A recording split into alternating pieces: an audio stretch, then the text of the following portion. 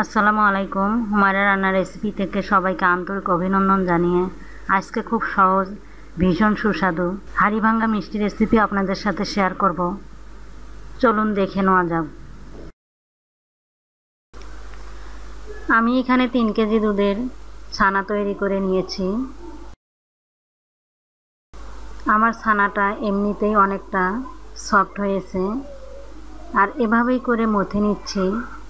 এর ফলে মিষ্টি খেতে দারুণ লাগবে, সেই সাথে মিষ্টি তৈরি পারফেক্ট হবে। খুব সহজেই লোভনীয় একটা রেসিপি শেয়ার করেছি। আর এ পর্যায়ে আমি লেচি কেটে নিচ্ছি। আমি এখানে 18টা লেচি কেটে নিয়েছি।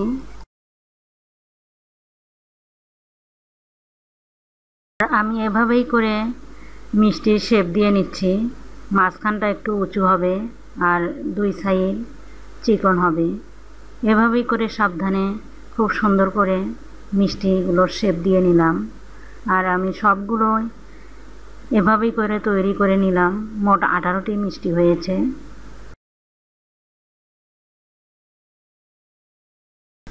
দেখুন খুব সুন্দর হয়েছে মিষ্টিগুলো তৈরি। আর এখানে যে শিরাটা দেখতে পাচ্ছেন, এই শিরাটা আমার আগের তৈরি করা ছিল। এখন সবগুলো মিষ্টি দিয়ে 10 মিনিট ঢাকনা দিয়ে রান্না করে নেব।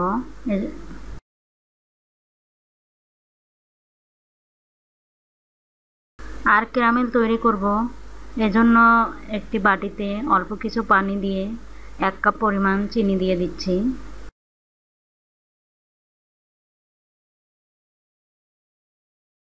এখন অল্প আছে ক্যারামেল তৈরি করে নেব। ক্যারামেল তৈরি হয়ে গেছে।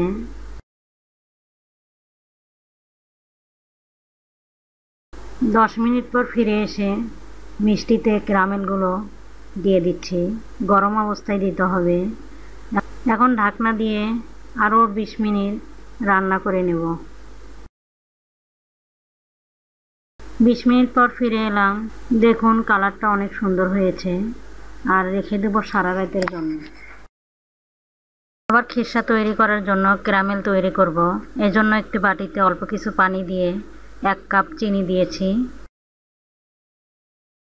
আর অন্যদিকে আরেকটি চুলায় আগে থেকেই খিরসা তৈরি করার জন্য দুধ বসিয়ে দিয়েছি। এখন বেশ কিছুক্ষণ জাল করে দুধগুলোকে ঘন করে নিব। আর আমার ক্যারামেল তৈরি হয়ে গিয়েছে। দুধগুলোকে জাল করার পর অনেকটাই ঘন হয়ে এসেছে। এভাবেই করে অনবরত নাড়তে হবে। আরও কিছুক্ষণ জাল করে নেব। আর যে ক্যারামেল তৈরি করে রেখেছিলাম এখন ঢেলে দিচ্ছি আর নাড়াচাড়া করে নিচ্ছি। এভাবেই করে সবগুলো ক্যারামেলে ঢেলে দিব। আর দেখবেন খিরসার কালারটাও পরিবর্তন হয়ে আসবে। এখন নাড়াচাড়া করে খিরসাগুলোকে একটু শক্ত করে নিতে হবে। আর চুলায় একটি কড়াই বসিয়ে 2 লিটার দুধ ঢেলে দিচ্ছি। আর দুধগুলো বেশ কিছুক্ষণ জাল করে অনেকটাই ঘন করে নেব। মিষ্টিগুলো সারা রাত শিরাতেই রেখে দিয়েছিলাম। এখন ঢাকনা তুলে চেপে চেপে শিরাগুলো বের করে দিচ্ছি। দেখুন কত সুন্দর কালার হয়েছে আর ফুলে অনেকটাই ডাবল হয়ে গেছে। এখন এভাবেই করে চেপে চেপে নিচ্ছি। দেখুন কত সুন্দর হয়েছে মিষ্টিগুলো। আর এভাবেই করে মিষ্টির শিরা থেকে সবগুলো চেপে চেপে একটা একটা করে তুলে নিলাম। আর যে দুধগুলো ঘন করে রেখেছিলাম সেই দুধে দিয়ে দিচ্ছি।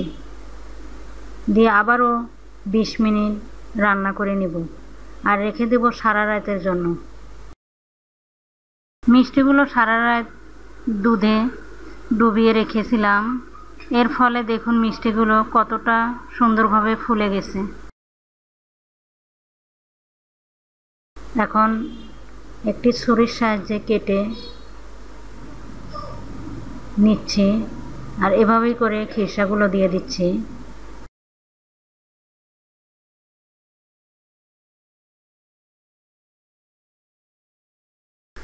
আমার কাছে পাইপিং ব্যাগ ছিল না, এজন্যই ছুরি দিয়ে দিচ্ছি। আপনারা চাইলে পাইপিং ব্যাগ দিয়েও দিতে পারেন। আর সবগুলো আমি এভাবেই করে খিরসা দিয়ে নিচ্ছি।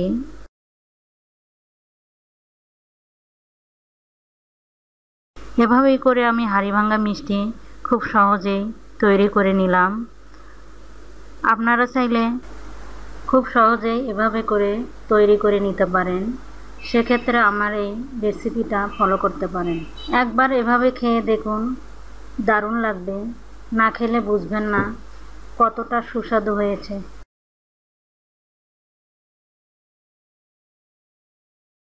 আর একটা সার্ভিং প্লেটে কিছু মিষ্টি নিয়েছি, আর যে দুধগুলোতে ভিজিয়ে রেখেছিলাম সেগুলো দিয়ে মাওয়া দিয়ে দিচ্ছি। ফলে খেতে ভীষণ সুস্বাদু লোভনীয় হবে, দেখতেও দারুণ লাগবে। হাড়িভাঙ্গা মিষ্টি খেতে ভীষণ সুস্বাদু হয়। আশা করি সবার অনেক ভালো লাগবে। আর যদি ভালো লাগে একটি লাইক দিয়ে শেয়ার করবেন, কমেন্ট করবেন, সাবস্ক্রাইব করে বেল বাটন অন করে দিতে ভুলবেন না। ধন্যবাদ, ভালো থাকবেন।